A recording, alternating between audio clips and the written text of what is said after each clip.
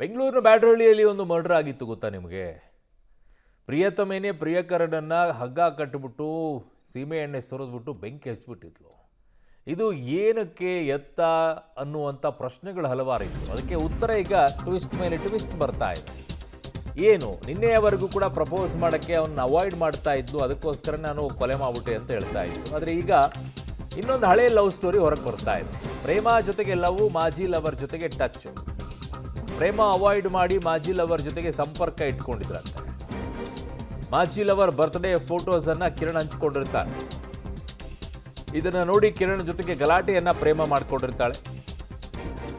ಬಳಿಕ ಪ್ರೇಮ ನಂಬರ್ ಅನ್ನ ಬ್ಲಾಕ್ ಮಾಡಿರ್ತಾನೆ ಇವನ್ ಕಿರಣ್. ನಂತರ ಮದುವೆ ವಿಚಾರವನ್ನ ಪ್ರಸ್ತಾಪ ಮಾಡಿರ್ತಾಳೆ ಪ್ರೇಮ. ಸೊ ಈ ಬೆಳವಣಿಗೆಗಳು ಒಂದಕ್ಕೊಂದು ಲಿಂಕ್ ಆಗ್ತಾ ಹೋಗ್ಬಿಡುತ್ತೆ. ಸೊ ಇದು ಹೇಗಾಗ್ಬಿಟ್ಟಿದೆ ಅಂತಾರೆ ಇತ್ತೀಚೆಗೆ ಸಮಾಜದಲ್ಲಿ, ಯಾರು ಹೇಳೋರಿಲ್ಲ, ಯಾರು ಕೇಳೋರಿಲ್ಲ. ಇಷ್ಟ ಒಂದು ರೀತಿಯಲ್ಲಿದ್ದಾರೆ, ಸರ್ವ ಸ್ವತಂತ್ರರು. ಯಾರ ಜೊತೆಗಾದರೂ ನಾನು ಓಡಾಡ್ಕೊಳ್ತೀನಿ, ಯಾರ ಜೊತೆಗಾದರೂ ನಾನು ಇರ್ತೀನಿ. ತಪ್ಪು ಎಲ್ಲರದ್ದು ಇರುತ್ತೆ ಅಲ್ಲಿ. ಗಂಡು ಹುಡುಗನ ಕಡೆನೇ ಹುಡುಗಿ ಕಡೆನೇ ಅಂತಲ್ಲ, ಇಬ್ಬರದ್ದು ಇದ್ದೇ ಇರುತ್ತೆ. ಮದುವೆಗಿಂತ ಮುಂಚೆ ಲಿವಿಂಗ್ ಟುಗೆದರ್ನಲ್ಲಿ ಇರುವಂಥದ್ದೇನು, ಅದಾದ ನಂತರ ಮದುವೆ ಆಗಬೇಕು ಅಂತ ಕೇಳ್ಕೊಳ್ಳುವಂಥದ್ದೇನು, ಏನಾಗ್ಬಿಟ್ಟಿದೆ ಈಗೆಲ್ಲ? ಪ್ರೀತಿ ಅಂದ ತಕ್ಷಣ ದೇಹವನ್ನು ಹಂಚ್ಕೊಳ್ಳೋದೇ ಪ್ರೀತಿ ಆಗಿಬಿಟ್ಟಿದೆ. ಆ ಪರಿಪಾಟ್ಲು ಬಂದ್ಬಿಟ್ಟಿದೆ ಮಾನಸಿಕತೆ ಪ್ರೀತಿ. ಯಾಕಂದರೆ ಇವೆಲ್ಲ ಬಾಲಿವುಡ್ಡು, ಹಾಲಿವುಡ್ಡು, ಈ ಮೂವಿಗಳಲ್ಲೆಲ್ಲ ತೋರಿಸೋದು ಅದನ್ನೇ ಅಲ್ವಾ? ಅದರ ಪರಿಣಾಮಗಳೆಲ್ಲ ಈಗ ಯುವಕರ ದಾರಿ ತಪ್ಪಕ್ಕೆ, ಶಾಲಾ ಮಕ್ಕಳೆಲ್ಲ ದಾರಿ ತಪ್ಪಕ್ಕೆ ಆಗ್ತಾ ಇರೋದು. ಮದುವೆ ವಿಚಾರಕ್ಕೆ ಪ್ರೇಮ ಜೊತೆಗೆ ಜಗಳವಾಡಿರ್ತಾನೆ ಕಿರಣ್. ಇದರಿಂದ ಕಿರಣ್ ಮುಗಿಸ್ಲೇಬೇಕು ಅನ್ನುವಂಥ ಹಠಕ್ಕೆ ಪ್ರೇಮ ಬಿದ್ದುಬಿಡ್ತಾಳೆ. ಕಿರಣನ್ನ ಕೊಂದು ತಾನು ಆತ್ಮಹತ್ಯೆ ಮಾಡ್ಕೊಳ್ಳೋಕೆ ನಿರ್ಧಾರ ಮಾಡಿರ್ತಾಳಂತೆ. ಪೆಟ್ರೋಲ್ ಮತ್ತು ಸೀಮೆ ಎಣ್ಣೆ ಖರೀದಿಸಿಟ್ಟಿರ್ತಾಳೆ ಪ್ರೇಮ. ಮನೆಯಲ್ಲಿಯೇ ಪೆಟ್ರೋಲ್ ಸುರಿದು ಬೆಂಕಿಯನ್ನು ಹಚ್ಚಿರ್ತಾಳೆ. ಗಲಾಟೆ ಆದ 2 ದಿನದಲ್ಲಿ ಕೊಲೆಯ ಪ್ಲಾನ್ ಮಾಡಿರ್ತಾಳೆ ಇವಳು. ಮನೆಯಲ್ಲಿ ಇವಳು ಕೂಡ ಸಾಯಬೇಕು ಅಂತೇಳಿ ವಿಷದ ಬಾಟ್ಲ್ ಏನೋ ತಂದು ಇಟ್ಕೊಂಡಿರ್ತಾಳಂತೆ. ಒಂದಿಷ್ಟು ಟ್ಯಾಬ್ಲೆಟ್ಸ್ ಕೂಡ ತಂದು ಇಟ್ಕೊಂಡಿರ್ತಾಳಂತೆ. ಬೆಂಕಿ ಹೆಚ್ಚಿನ ರೀತಿಯಲ್ಲಿ ಅಲ್ಲಿ ಆವರಿಸಿಕೊಂಡಿದ್ದರಿಂದ ಅವಳಿಗೆ ಅದನ್ನು ಸೇವನೆ ಮಾಡ್ಕೊಳ್ಳೋಕ್ಕಾಗೋದಿಲ್ಲ. ಬೆಂಕಿಯ ಧಗೆಯಿಂದಾಗಿ ಅವಳು ಆಚೆ ಓಡಿ ಬರ್ತಾಳೆ. ಅರೆ ಬರೇ ಬಟ್ಟೆ ಹಾಕ್ಕೊಂಡಿರ್ತಾಳೆ. ಆಮೇಲೆ ಅಕ್ಕಪಕ್ಕದವ್ರ ಮನೆಯವರು ಬಟ್ಟೆ ಕೊಟ್ಬಿಟ್ಟು ಕವರ್ ಮಾಡ್ತಾರಂತೆ. ಯಾವ ಹಂತಕ್ಕೆ ಹೋಗಿರುತ್ತೆ ಅಂತ ನೋಡಿ, ಹೇಗಾಗ್ತಾ ಇದೆ ಯುವ ಪೀಳಿಗೆ, ಯಾವ ಕಡೆಗೆ ಹೋಗ್ತಾ ಇದೆ ಅಂತ ನೋಡಿ. ಏನು ಮಾಡಬೇಕು ಜೀವನದಲ್ಲಿ, ಯಾವ ಸಾಧನೆಯನ್ನು ಮಾಡಬೇಕು, ನಾನು ಏನಾಗಬೇಕು, ಇಂಥ ಯೋಚನೆಗಳಿಲ್ಲ. ಪ್ರೀತಿ ಮಾಡಬೇಕು, ಅವನೆಲ್ಲೋ ಇನ್ನೂ ಯಾವಳೋ ಜೊತೆಗೆ ಹೋದ್ನಂತೆ, ಇವಳು ಹೋಗಿ ಬೆಂಕಿ ಹಚ್ಚಿದ್ಲಂತೆ, ಇವಳು ಸಾಯಬೇಕು ಅಂತ ನಿರ್ಧಾರ ಮಾಡಿದ್ಲಂತೆ. ನಿಮ್ಮ ಅಪ್ಪ ಅಮ್ಮ ಏನು ಮಾಡಿದ್ರಪ್ಪ ನಿಮ್ಮನ್ನೆಲ್ಲ ಬೆಳೆಸೋಕ್ಕೆ? ಅವ್ರ ಕಷ್ಟ ಯಾವುದು ಕಾಣಲಿಲ್ವಾ ನಿಮಗೆ? ಮಗ ಒಂದು ಏಟು ಅಡಿ ಬಡದಂಗೆ ಸಾಕ್ಕೊಂಡು ಇವತ್ತು ಬೆಂಗಳೂರಿಗೆ ಕಳಿಸಿದ್ವಿ.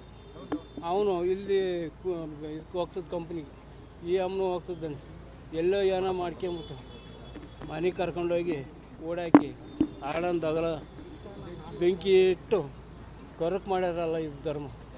ಒಬ್ಬನೇ ಮಗ ನಾವು ಪರಿಚಯ ಆಗಿ ಒಂದು 4 ತಿಂಗಳಾಗಿದೆ ಅಂತೆ.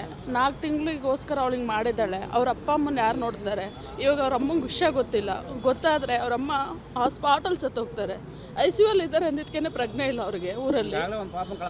ಆಲ್ರೆಡಿ ಒಂದು ಮಗು ಸತ್ತೋಗಿದೆ, ಅವಕಚ್ಚು ಸತ್ತೋಗಿತ್ತು. ಇವನಿರೋನೊಬ್ಬ ಚಿಕ್ಕ ವಯಸ್ಸಿನಿಂದ ಭಾಳ ಮುದ್ದು ಮಾಡಿ ಬೆಳೆಸಿದ್ರು. ಇಲ್ಲಿಗೆ ಬಂದು ಇಲ್ಲಿ ಒಂದು 4 ತಿಂಗಳಾಗಿದೆ ಅಂತೆ, 4-5 ತಿಂಗಳಾಗಿದೆ ಅಂತೆ ಇವ್ರ ಫ್ರೆಂಡ್ಸ್ ಆಗಿ. ಒಂದು 4-5 ತಿಂಗಳಿಗೆ ಏನಾದರೂ ಇದ್ದಿದ್ರೆ ಕಾನೂನು ಇತ್ತಲ್ವ, ಅವಳು ಹೋಗ್ಬೋದಿತ್ತಲ್ವ, ಕೇಳ್ಬೋದಿತ್ತಲ್ವ. ಅವಳಿಗೆ ಅಷ್ಟೊಂದು ಅವಳು ಮದುವೆನೇ ಆಗಲೇಬೇಕು ಅಂತ ಇದ್ದಾರೆ, ಬಂದು ಕೇಳ್ಬೋದಿತ್ತಲ್ವ. ಪ್ರಾಣ ತೆಗೆವರೆಗೂ ಹೋಗಿದ್ದಾಳೆ ಅಂದರೆ ಅವ್ರ ಅಪ್ಪ ಅಮ್ಮನ ಯಾರು ನೋಡ್ತಾರೆ ಸರ್?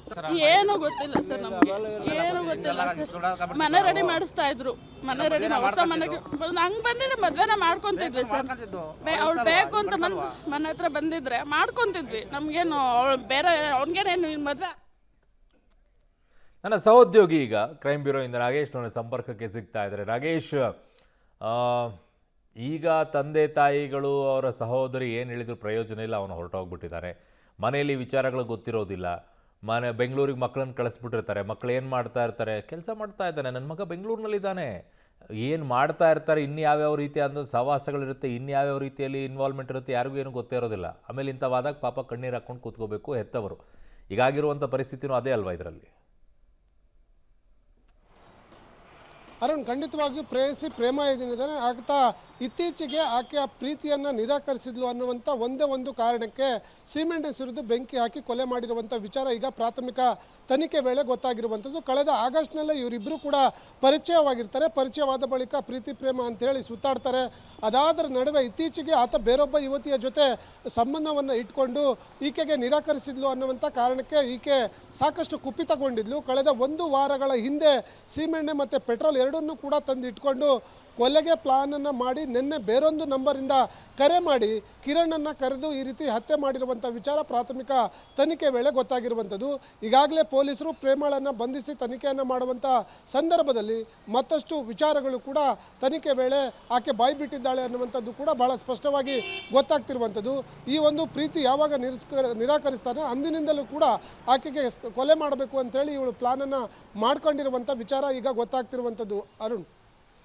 ಓಕೆ ನಾಗೇಶ್, ನಿಮ್ಮೆಲ್ಲ ಮಾಹಿತಿಗೆ ಧನ್ಯವಾದಗಳು.